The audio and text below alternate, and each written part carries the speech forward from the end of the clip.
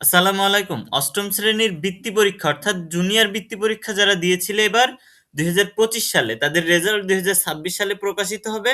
Result কবে প্রকাশিত হতে পারে এবং ৭০ নম্বর থেকে ৮০ নম্বরের ভিতরে যদি পাওয়া যায় তাহলে প্লাস হবে কিনা এবং কিভাবে রেজাল্ট চেক করবে, কবে প্রকাশিত হবে সে বিষয় নিয়ে আলোচনা করব।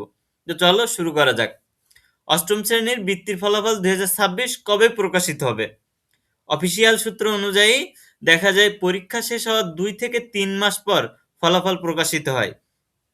এসএসসি এবং এইচএসসি পরীক্ষার দিকে খেয়াল করলে সেখানে ফলাফল প্রকাশিত হয় ২ মাসের ভিতরে। আর বৃত্তি পরীক্ষার জন্য ২ থেকে ২.৫ মাস লাগতে পারে। ২০২৫-এর পরীক্ষা যদি আমরা খেয়াল করি তাহলে ডিসেম্বর মাসে শেষ হয়েছে। অফিসিয়াল সূত্র অনুসারে তাই বলা যাচ্ছে জুনিয়র বৃত্তির পরীক্ষার ফলাফল ২০২৬-এ ফেব্রুয়ারি কিংবা মার্চ এর ভিতরে প্রকাশিত হয়ে যেতে পারে। ঠিক আছে? এখন কোনো অফিসিয়াল কিন্তু এখনো নোটিশ প্রকাশ হয়নি যে এত তারিখে দিবে। ঠিক আছে? নোটিশ যখনই প্রকাশ হবে তোমাদেরকে জানিয়ে দেওয়া হবে। আর কোন মাধ্যমে তোমরা দেখতে পারো তোমাদের এই যে রেজাল্টটা? দেখো, অনলাইনে এডুকেশন বোর্ড রেজাল্ট .gov.bd এই ওয়েবসাইটের মাধ্যমেও দেখা যেতে পারে। প্রত্যেকটা বোর্ডের ওয়েবসাইটেও কিন্তু এই তোমাদের বৃত্তি পরীক্ষায় কিছু সুবিধাও কিন্তু এবার পাবা। সেটা হচ্ছে উচ্চতর মাসিক ভাতা। পূর্বে ৫০০ থেকে ৬০০ টাকা পেতে, এবার কিন্তু তার থেকেও বেশি পাবা। ডাবল করে দেওয়ার একটা সিদ্ধান্ত হচ্ছে।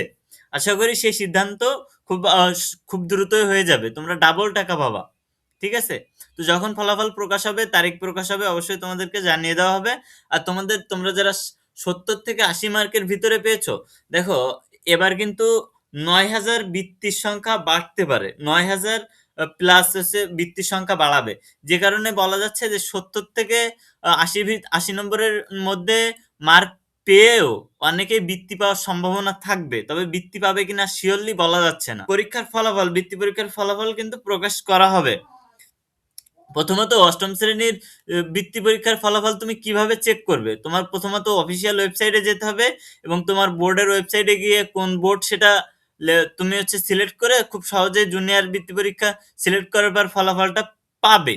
কিভাবে পাবে সেটা অন্য আরেকটা ভিডিওর মাধ্যমে যখন প্রকাশিত হবে রেজাল্ট তখন দেখিয়ে দিব ইনশাল্লাহ।